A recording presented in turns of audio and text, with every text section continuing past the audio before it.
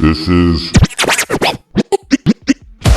Radio Peru. Bruno here. We know the boys love making other people's food, but they've never made Peru's national dish of late night drinking, lomo saltado. It's a stir fry of beef, vegetables, and the best part, French fries. I'm Sam's longtime friend Bruno. Can't wait to see it. Solo espero que no lo caguen. I just hope they don't fuck it up. Radio Peru.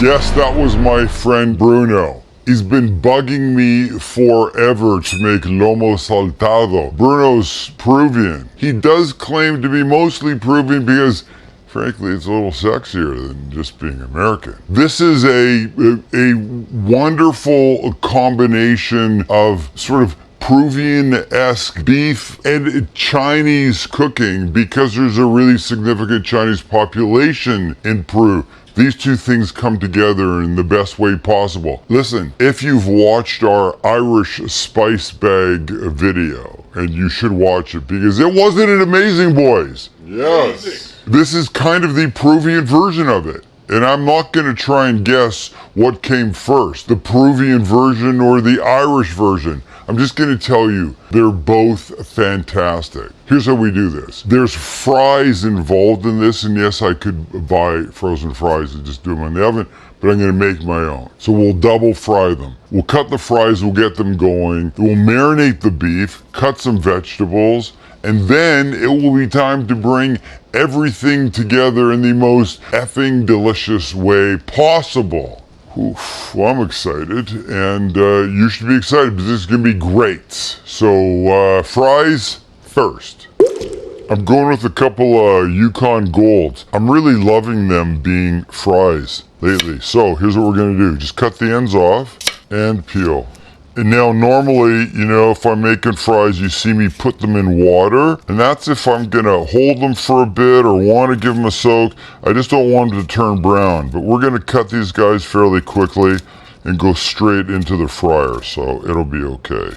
I also like the idea that there'll be this shorter, fatter version as opposed to a long, skinny restaurant style. I don't know what they do in Peru. I've never been to Peru. I just know fries are in it and it's delicious. Alright, we're just cutting equal size planks of all of them. Remember, equal size cooks at the same time. On here, pop them in a fryer. Fryer's at 3 1/4 for this first fry. In they go.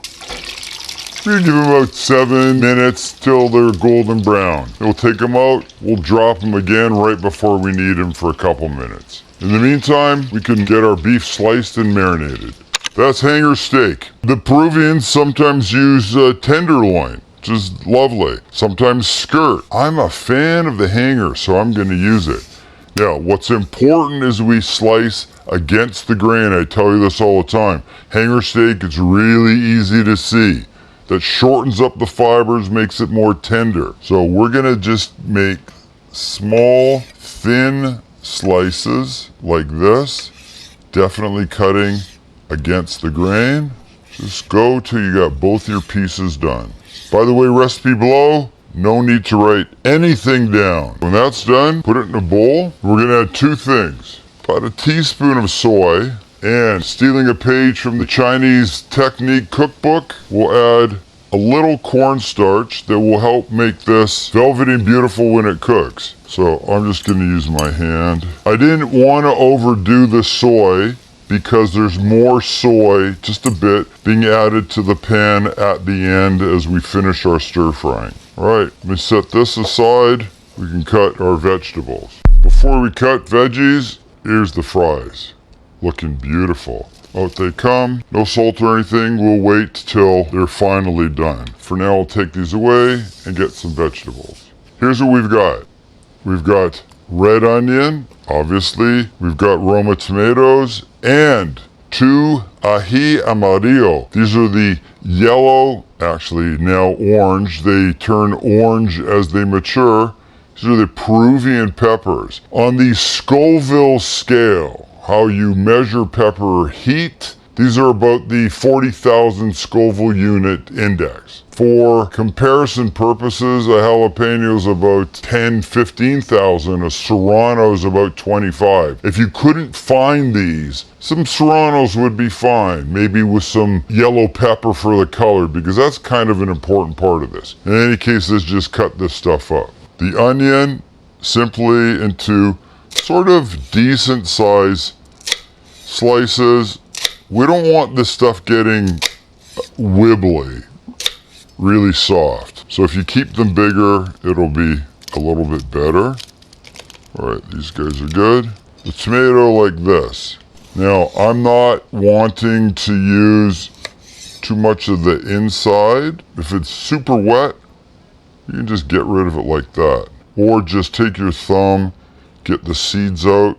The moisture's not really going to help us. All right, now the ají amarillo. I found these at a Latin market. They were frozen, let them defrost. They also make the same version, but in a paste form. If you can't find them, use other peppers that have some nice heat to them. I'm just going to open them up, remove the seeds, forgetting to use gloves, which is probably going to be an issue in a couple minutes when I wipe my eye, but I'm in too deep right now to stop. The cooking is a stir-fry process, and we all know stir-frying happens quickly, so you want to have everything ready to go before you start, because if you gotta wait to start chopping veggies, you're going to be ruining something, and you don't want to ruin anything. All right, these guys, I'm just going to cut this way and then into thin strips. I mean, there's decent heat here, so you don't want to give somebody too big a piece. Unless you're Bruno, who can handle a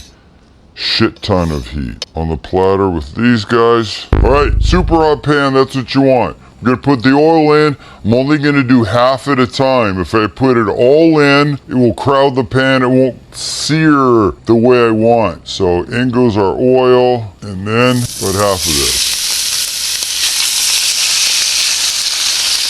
We're looking for color, not necessarily to cook it all the way through, because it will come back to the pan at the very end for a final stir of everything.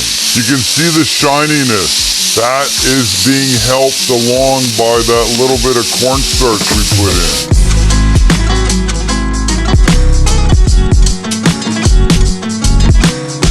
All right, beef out. Pan back on. Let it get super hot again. Right, time for the fries, final fry. And they go. Fries up at 375 this time. I'll get to 2-3 minutes till they're super crispy. But in that time, we finish off our lomo saltado. We're ready for the onions. Again, with the oil. In they go. Maybe a couple minutes. This charring is good. What we don't want is for them to start to get like really wibbly, which is a proper Peruvian word for mushy. Next in, our peppers. Tiny bit more oil. The ají amarillo.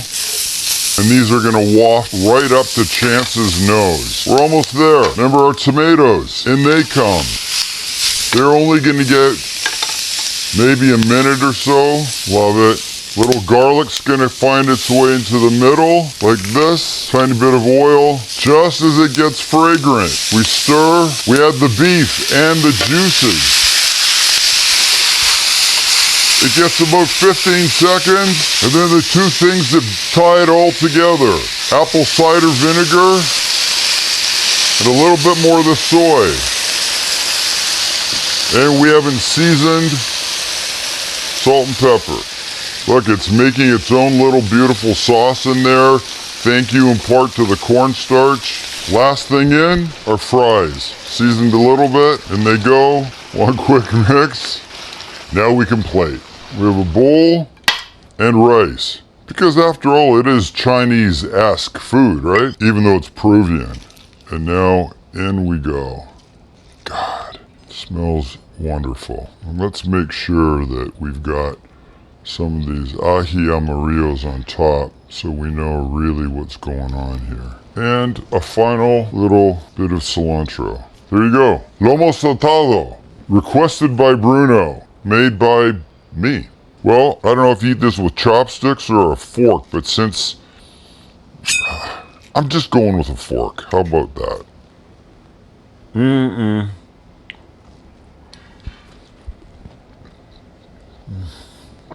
That is absolutely delicious. I hope you can try and find it. Just a really nice amount of heat. Oh my God. Well, you know, who knew there was a substantial Chinese population in Peru? But look what it did for some of the food. Make it. I'm having more.